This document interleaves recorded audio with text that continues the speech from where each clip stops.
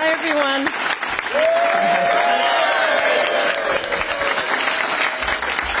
Good morning. Thank you. Thank you very much. So good to see everybody. Thank you very, very much. Bonjour tout le monde et merci d'être ici. It's very good to see everyone. And I'm so excited this morning to be welcoming Canadians into our National Caucus meeting and to have the chance to speak directly to all of you. And so I want to begin speaking directly to those in our country who are watching and are struggling right now. Some of you are struggling with feelings of frustration because it's costing you double what it used to fill your gas tank, and gas just keeps going up. Some of you are struggling with feelings of desperation because the groceries to feed your families are higher than ever, and you don't know how you're going to make ends meet. You've worked so hard and you've always tried your best, and right now your best doesn't seem to be enough. And so many of you, my fellow Canadians, are struggling with feelings of hopelessness because the COVID mandates and restrictions are keeping you from living the life that you once knew and loved. There are a lot of you who are struggling. You Canadians who are normally so strong and so resilient and so full of joy and hope.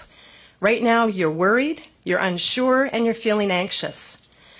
Between the cost of everything going up, the continued and seemingly endless COVID rules, and everything that is going on in the world, you are having a hard time keeping the smile on your face and having hope for your future. I want to begin by speaking directly to you. I want you to know that Conservatives understand and we care and we want to provide solutions to the problems that we're all facing together. And that's been the focus of everything that we have been doing over the last many months. And it's why we have suggested some reasonable and pragmatic solutions to address the cost of living crisis. Not more big government spending, which has proven to make inflation worse, but solutions that cut taxes and let you keep more of your money.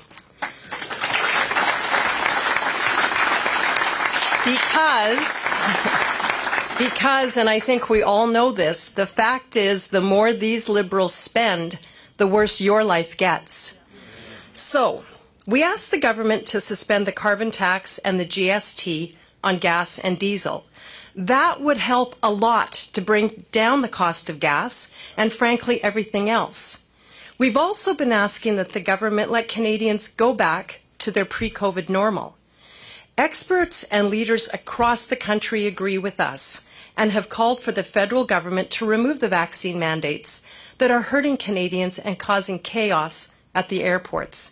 Now, just yesterday, after immense pressure from Conservatives, the government gave in and announced some changes to their vaccine mandates, but they did keep some restrictions in place. Unfortunately, the changes they announced yesterday will do nothing to fix the chaos at the airports. While millions of Canadians who were barred from traveling in Canada now can, it's too late for so many. So many Canadians were hurt while the Prime Minister stubbornly clung to vaccine mandates without any evidence that they were necessary. And while he dragged his feet, families were separated. Grandparents couldn't see their grandchildren, and weddings, funerals, and the birth of children were missed. These are milestones and memories that so many Canadians will never get back. This fact will be the Prime Minister's legacy, a legacy of dividing, wedging, and stigmatizing Canadians, all for his own gain. Because every time we brought forward any of our positive solutions, the Prime Minister always said no. Sadly, he thinks that by saying no to us, Conservatives, he's hurting us politically. But the reality is he's saying no to you, to Canadians, and he's causing you stress, he's causing you hurt, he's causing you anxiety. We're trying to show Prime Minister Trudeau that he's hurting you and get him to change his mind and actions. Not for us, but for you. Nous aimons tous ce pays, je le sais. Quelles que soient vos idées politiques, vos origines, ou votre lieu de résidence, vous aimez le Canada. Surtout, vous voulez qu'il soit son meilleur. We all love this country. I know that. Whatever your political stripe, your background, or wherever you are from, you love Canada and you want it to be the best that it can be. My Conservative colleagues and I do as well, and we want to unite Canadians, but through a different approach than what we have seen. Now, I have to admit, we Conservatives are very different from the Trudeau Liberals. We are. While he divides, wedges, and stigmatizes Canadians for political gain, or tries to scare Canadians by importing U.S. problems to Canada, I and my Conservative colleagues in the House of Commons are squarely focused on doing everything that we can to make life better for you. We want to bring forward real solutions so that tomorrow can be a better day. Now, let's be honest. Here in Canada, we don't always agree on everything. We sometimes, just like any family, have our points of contention. Conservatives believe that's actually a good thing. That's because we believe in Canada, a Canada that celebrates freedom and honors diversity. Now, I'm going to tell you this. When I say diversity, I am not talking about identity politics. I am not talking about separating people based on differences like the Liberals like to do. No. Conservatives believe in freedom of thought, belief, expression, and opinion. And out of that freedom comes a rich diversity. And that's exactly what Canada is about.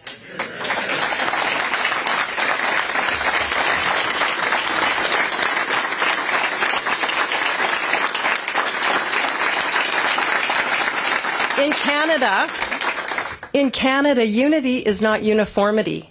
We should always welcome different views and different perspectives.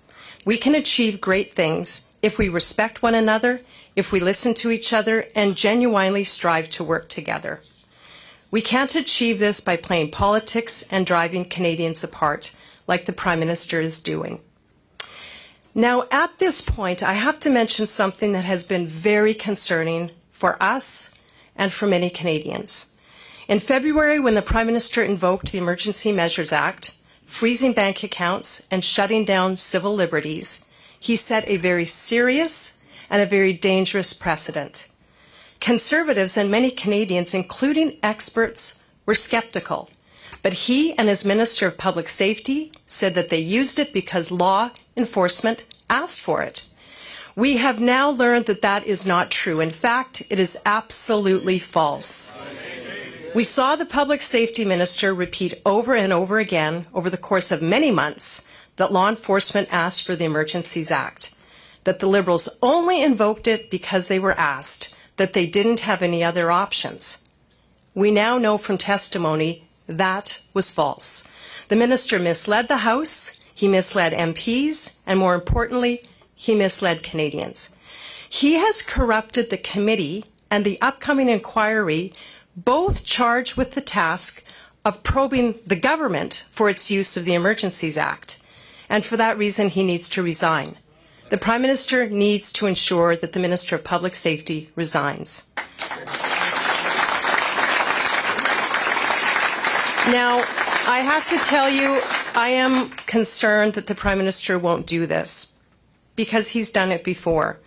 Misleading Canadians is something that we are used to from this government. When Canadians caught the Prime Minister breaking the rules in the SNC-Lavalin scandal and the We Charity scandal, Trudeau shifted the blame and attacked his opponents. He even kicked out 2 strong, smart women from his own caucus just because they called him out. We hope this time he does the right thing and asks the Public Safety Minister to resign.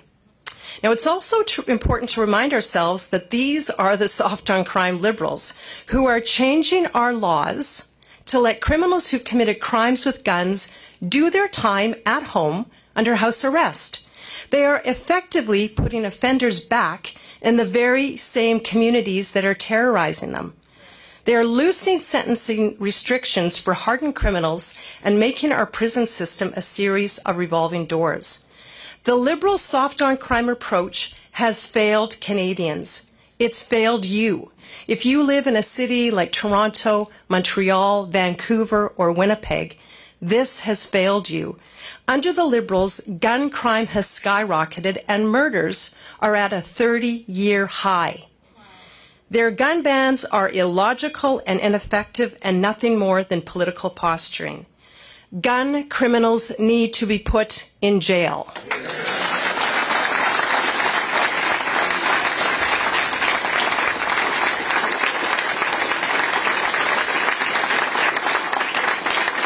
Now, these criminals can get help when they're in jail, but for goodness sake, do not let them out on the streets again to hurt innocent people.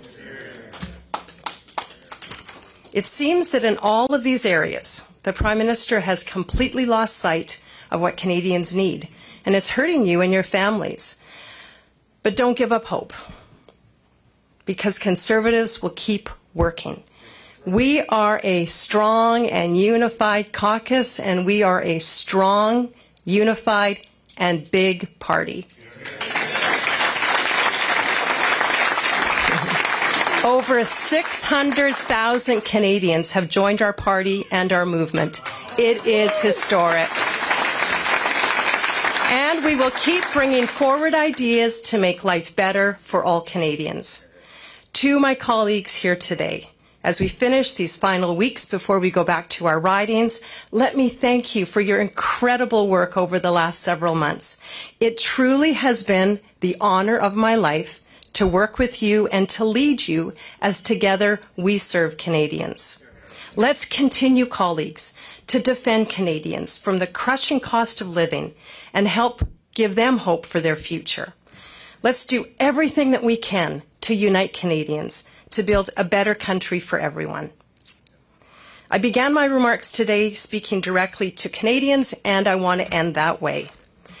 To you who are watching and listening, don't give up hope on your dreams and desires for you and your family.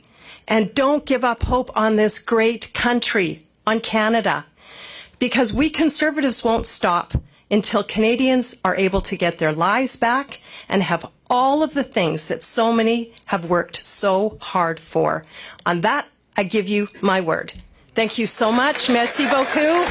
Let's have a great day.